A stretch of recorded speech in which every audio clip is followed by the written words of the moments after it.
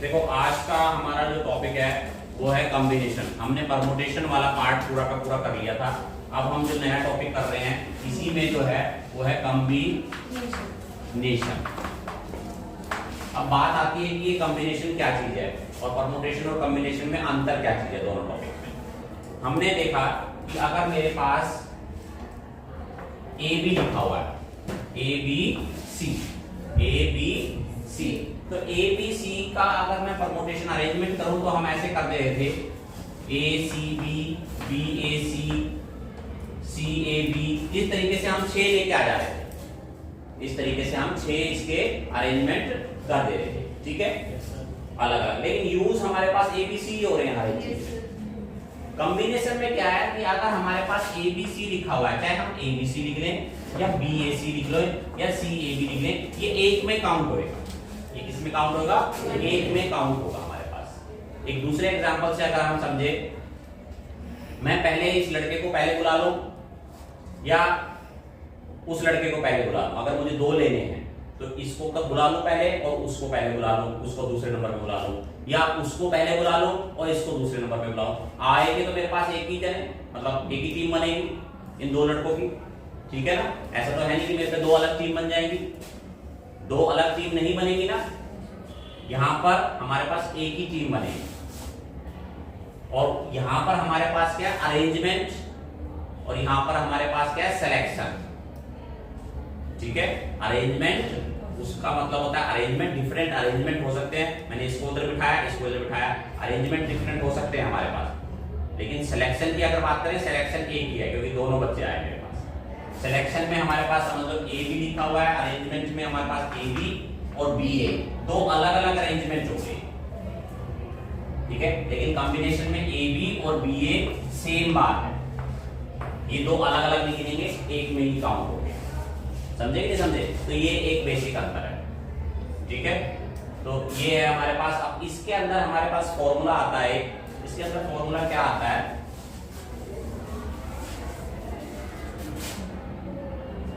NCR equals to n factorial upon r factorial और n minus r factorial, ठीक है। NCR equals to n factorial upon r factorial n minus r। ये जो चीज है हमारे पास r फैक्टोरियल, ठीक है, ये क्या कर रहा है? उन सब चीजों को हटा दे रहा है जो रिपीट हो रही है। जैसे हमारे पास ये लिखी हुई थी A B C, B A C A B, ठीक है ना, ए सी बी, ठीक। परमुटेशन में तो हमारे पास ये 6 आ जाएंगे, लेकिन कॉम्बिनेशन में हमारे पास क्या रहेगा? एक में ही काउंट होंगे। तो ये जो बाकी की जो चीजें हैं ये सब हट जाती हैं, किससे? इस आर की वजह से। यहाँ पे डिवाइड जब कर रहे हैं, जब किसी चीज को डिवाइड करते हैं तो हटा रहे होते हैं हम, ठीक है ना। तो ये करते हैं। फॉर्मूले के अंदर अगर हम एनसीआर और एनपीआर का फॉर्मूला देखें तो हमारे पास सिर्फ एक चेंज है, और वो क्या चेंज है? इसमें हमारे पास आर फैक्टोरियल से डिवाइड भी हो रहा है। ये डिवाइड क्या कर रहा है? ये उन सब चीजों को हटा दे रहा है, इन सब चीजों को जो हमारे पास रिपीटेड है हमारे पास। समझ में बात आई? तो ये हमारे पास परमुटेशन और कॉम्बिनेशन में अंतर है। उसमें अरेंजमेंट हो जाते हैं, कितने डिफरेंट अरेंजमेंट है। इसमें सिलेक्शन है हमारे पास, इसमें हमारे पास क्या है? सिलेक्शन, ठीक है। तो ये हमारे पास एक फॉर्मूला था। दूसरी हमारे पास इसके अंदर चीज क्या है? क्वेश्चंस देखो इसमें क्या चीज आते हैं, किस टाइप के इसके अंदर क्वेश्चन आते हैं। तो इसके अंदर हमारे पास जो क्वेश्चंस आते हैं, हम एक बार एक क्वेश्चन से करते हैं, उसके बाद मैं क्वेश्चन नंबर 1 और क्वेश्चन नंबर 2 पे आऊंगा। सबसे पहले मैं क्वेश्चन नंबर 4 करा रहा हूं।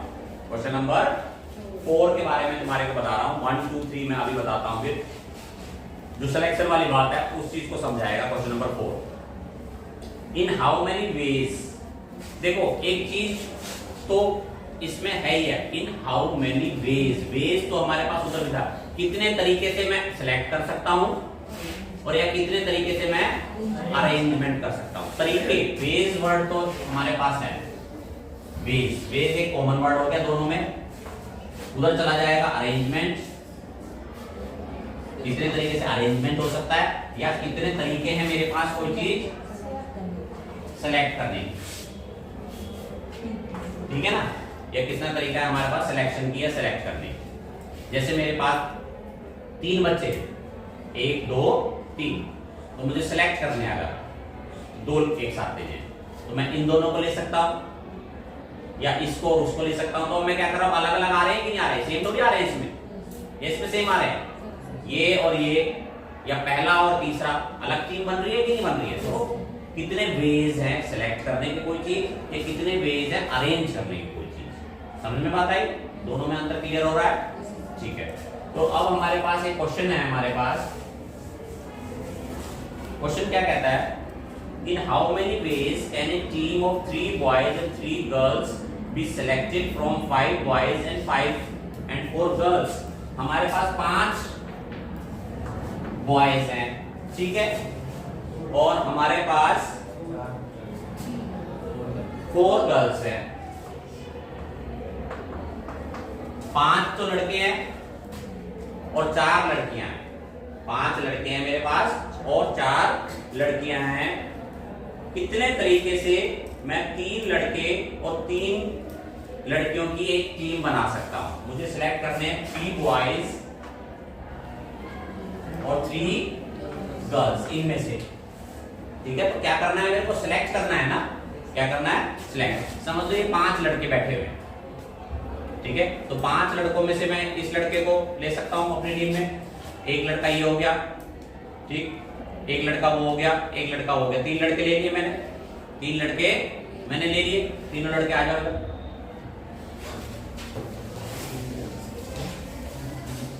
ये मैंने 3 लड़के ले लिए, ठीक है, और इधर से समझ लो मैंने 3 लड़कियां ली है, 3 लड़कियां ये आ जाए, 3 लड़कियां मेरे पास ये आ जाए, क्योंकि 3 बॉयज लेने हैं मेरे को 5 में से, और 3 गर्ल्स लेनी है, तो मेरे पास ये क्या हो गई, एक टीम हो गई। इधर को आ जाओ, ये मेरे पास एक टीम हो गई कि नहीं होगी। अब मैं इस एक टीम का एक भी मेंबर चेंज करता हूं, जैसे मैंने इसको बिठा दिया, रंजीत आ जाए, ये मेरे पास एक दूसरी टीम हो गई या पहले जैसे ही है, ये मेरे पास एक सेकंड टीम हो गई। इसमें ये नहीं कहोगे सर आपने लड़की तो चेंज नहीं की, मैंने चेंज करता हूं, ये टीम गई तो ये सेकंड टीम है मेरे पास। समझ में बात आ रही है कि नहीं आ रही। ऐसे ही मैं गर्ल्स में भी चेंज कर सकता हूं, तो मेरे पास ऐसी कई सारी टीम्स आ सकती हैं, ठीक है। बैठ, तो ये मैं बात बोल रहा था। तो 5 बॉयज में से 3 बॉयज लेते हैं, तो n कितना हो गया, वो n और r तो हमारे पास वही चीजें चलेंगी, n और r तो हमारे पास वही चीजें चलेंगी। तो n कितना हो गया, 5C3, ठीक है, और ये हो गया 4C3। अब क्या करूं, वेरी गुड, अब हमने ये कर दिया मल्टीप्लाई। तो जो हमारे पास आंसर आएगा, आंसर क्या आएगा, 5C3 का मतलब हो गया 5 factorial upon 5 factorial upon 3 factorial और 5 - 3 2 फैक्टोरियल, ठीक है। इसको हमने सोल्व किया तो 5 × 4 × 3 फैक्टोरियल और 2 फैक्टोरियल ये लिखा हुआ है, 3 से 3 कटा, 2 × 4 5 × 10 तो हमारे पास ये हो गए हैं। इसमें हमारे पास हो गया, हमारे पास 4 फैक्टोरियल अपॉन 3 फैक्टोरियल, 4 - 3 1 फैक्टोरियल, और ये आ जाएगा 4। तो कितना हो गया हमारे पास, 40। तो मैं ऐसे 40 सिलेक्शन कर सकता हूं, 40 टीम्स बना सकता हूं अलग अलग। ये सेम नहीं बनेंगी, इनमें कुछ ना कुछ क्या होगा, थोड़ा थोड़ा डिफरेंस होगा। ये नहीं कि बिल्कुल हमारे पास सेम बन गई कि भाई उसको पहले बोला, तीनों को आगे पीछे खड़ा कर दिया तो वो कोई दूसरी टीम नहीं बनी मेरे पास, टीम वो एक ही रही, ठीक है। अरेंजमेंट डिफरेंट हो गए, समझे कि नहीं समझे बात। तीनों लड़के खड़े हैं, तीनों लड़के खड़े हो क्या,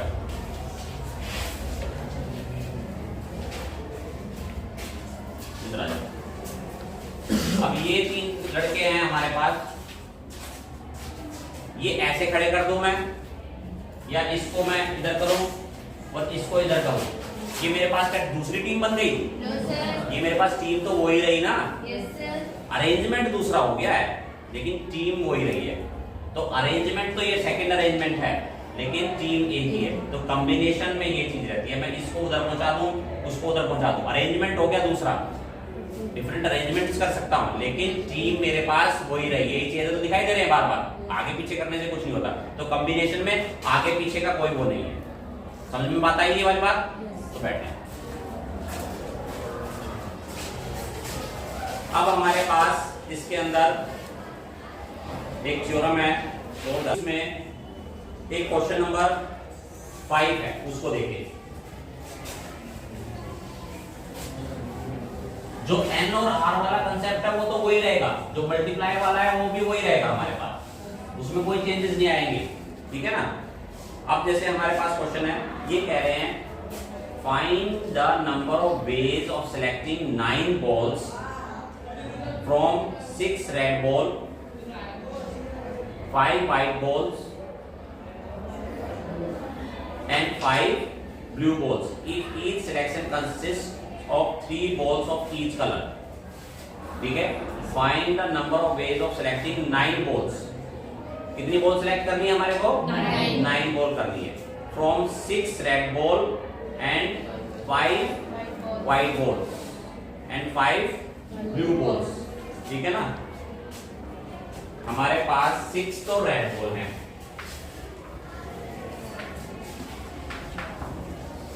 ठीक, और दूसरा 5 कैसी है? व्हाइट बॉल है, और 5 कैसी है? ब्लू बॉल है। 6 हमारे पास रेड हैं, 5 हमारे पास व्हाइट हैं और 5 हमारे पास ब्लू बॉल है। हमारे को इनमें से क्या करनी है? हमारे को 9 बॉल सिलेक्ट करनी है और हर एक टाइप की जो है 3 बॉल्स होनी चाहिए। हर एक टाइप की 3 balls of each colour, 3 balls of each colour. तो 6 में से 3 लेनी है, ठीक है। 5 में से, ठीक है, और 5 में से 5 से 3 ये आ गया हमारे पास। इसको हम आराम से बोल करके आपस में क्या कर सकते हैं? मल्टीप्लाई। समझे कि समझे? तो ये है कॉम्बिनेशन का मतलब। हमारे पास वही चीज है, बस थोड़ा सा अंतर क्या है? सिलेक्शन में ये चीज आ जाती है 5C3। बस r फैक्टोरियल से हमारे को साथ में क्या करना होता है? डिवाइड। वो डिवाइड क्या कर रहा होता है? वो डिवाइड जो है फालतू के जो केसेस आ रहे होते हैं आगे पीछे वाले, जैसे अभी मैंने अरेंजमेंट करके दिखाया था 3 बच्चों का, उन चीजों को हटा देता है, बस सिंगल एक प्योर चीज आ जाती है, ठीक है ना। तो ये चीज है हमारे पास। अब आती है हमारे पास एक क्वेश्चन आता है हमारे पास, एक क्वेश्चन है हमारे पास, बहुत ही इंटरेस्टिंग क्वेश्चन है। क्वेश्चन नंबर 3, क्वेश्चन नंबर 3 एक बहुत इंटरेस्टिंग क्वेश्चन है। इस क्वेश्चन को ध्यान से सुनेंगे, ठीक है। और ये वाला क्वेश्चन या इस टाइप का क्वेश्चन मैं पेपर में, इस टाइप का क्वेश्चन मैं पेपर में दूंगा, ठीक है। इंटरेस्टिंग इस वजह से है, तुम सबने एक मूवी देखी होगी सुपर 30। सुपर 30 मूवी के अंदर एक सीन था जिसमें वो बच्चों को बोलता है कि हैंडशेक करो, ठीक है। 30 बच्चे रहते हैं और 30 बच्चों को वो बोलता है कि हैंडशेक करो आपस में और ये बताओ कि कितने हैंडशेक हुए, कितने हैंडशेक हुए। है ये सीन, ठीक है। हाँ, तो उसी से रिलेटेड, उसी के आसपास जो है ये क्वेश्चन घूमता है, ठीक है। अब देखो हम कॉम्बिनेशन का इस्तेमाल किस तरीके से करेंगे इस क्वेश्चन में। हमारे पास समझ लो 3 बच्चे हैं। कितने बच्चे हैं? 3 बच्चे हैं हमारे पास, ठीक है। कोई भी 3 बच्चे मेरे पास आए, कोई भी 3 बच्चे मेरे पास आए, इधर आए, और ये 3 बच्चे हैं और आपस में हैंडशेक करो और देखो कितने हैंडशेक हुए। ऐसे हैंडशेक करता है कोई? कितने हैंडशेक हुए हैं? 6 कैसे हो गए? एक बच्चा इससे हैंडशेक करो, एक हैंडशेक हो। आप करो, 2 हैंडशेक हुए, डिफरेंट हैंडशेक हुए। आप करो, 3 हैंडशेक हुए, हो चुके ना? और भी कोई बचा क्या? तुमने आपस में कर लिया हैंडशेक? भाई तुम इससे हैंड मिला या ये तुमसे हैंड मिला है, वो बात एक ही है। ऐसा नहीं है कि भाई पहले मैंने मिला लिया था फिर ये, वो एक ही हैंडशेक हुआ। तो 3 हैंडशेक हमारे पास हुए, ठीक है। अगर बैठे, अब यहां से ये तो तुमने ये सोचा होगा कि 3 बच्चे थे तो 3 हैंडशेक हो गए, 4 बच्चे होते तो 4 हैंडशेक हो जाते। तुम ये सोचोगे इस बात को, ठीक है। अगर हमारे पास हैंडशेक होने में कितने लोगों की जरूरत पड़ी? 2 लोगों की जरूरत पड़ी। कितने लोगों की जरूरत पड़ी? 2 लोगों की जरूरत पड़ी। अगर हमारे पास 4 बच्चे हो, कितने बच्चे हो? 4 बच्चे हो, और फिर हम हैंडशेक करें, ठीक है, तो हमारे पास कितने हैंडशेक हो गए? 4 हैंडशेक नहीं होंगे। ये तो मैंने 3 ले लिए थे तो 3 हो गए, चलो ठीक है। 4 का हम एक्सपेरिमेंट करके देख लेते हैं, ठीक है। 4 का हम एक्सपेरिमेंट करके देखते हैं कि 4 होंगे तो कितने होंगे। 4 बच्चे आ जाए इधर। अब मेरे पास ये 4 बच्चे हैं। तुम्हारे दिमाग में ये आ सकता है कि भाई 3 बच्चे थे तो सब 3 हैंडशेक हो गए, 4 बच्चे होंगे तो 4 हैंडशेक हो गए। ऐसा नहीं है। अब देखो 4 बच्चों में हमारे पास कितने हैंडशेक होंगे। ये लड़का हैंडशेक करे, 1 2 3। पहले वाले ने इसने 3 हैंडशेक कर लिए। अब 1 2 हैंडशेक इसके हो गए। अब 1 हैंडशेक इसका हो गया। आपस में सब हैंडशेक कर चुके हैं। ऐसा तो नहीं कि आपस में हैंडशेक ना हुए हो। तो हमारे पास 4 बच्चे थे तो हैंडशेक हमारे पास कितने हो गए? 3 6, ठीक है। तो यहाँ पर तुमने देखा कि 3 थे तो 3 हुए थे, 4 थे तो 4 नहीं हुए, 6 हैंडशेक हो गए। इसी तरीके से अगर मैं 5 बच्चे ले आऊंगा तो हमारे पास अलग हैंडशेक्स हो जाएंगे। तो अब एक चीज यहां पर आई हमारे पास, क्वेश्चन था, उसके पास 30 बच्चे थे, कितने हैंडशेक होंगे, ये उसने मूवी में बात पूछी, ठीक है। तो अब हम मैथमेटिकली इस चीज को निकालेंगे। मैथमेटिकली कैसे निकालेंगे? हमारा कॉम्बिनेशन वाली बात इस चीज को निकाल कर देगा कि कितने हैंडशेक होंगे। हमारे पास हैंडशेक करने के लिए कितने लोगों की जरूरत पड़ रही थी? 2, ठीक है। तो हमारे पास 30 बच्चे थे, उसके पास कितने थे? 30, ठीक। पहले मैं 30 से आने से पहले, अभी तुमने देखा प्रैक्टिकली उसमें कि 4 थे तो हमारे पास कितने हुए थे? 6। 4 बच्चे थे तो हमारे पास हैंडशेक हुए थे कितने? 6। 3 बच्चे थे तो हमारे पास हैंडशेक हुए थे कितने? 3। अब हम इसको चेक कर लेते हैं।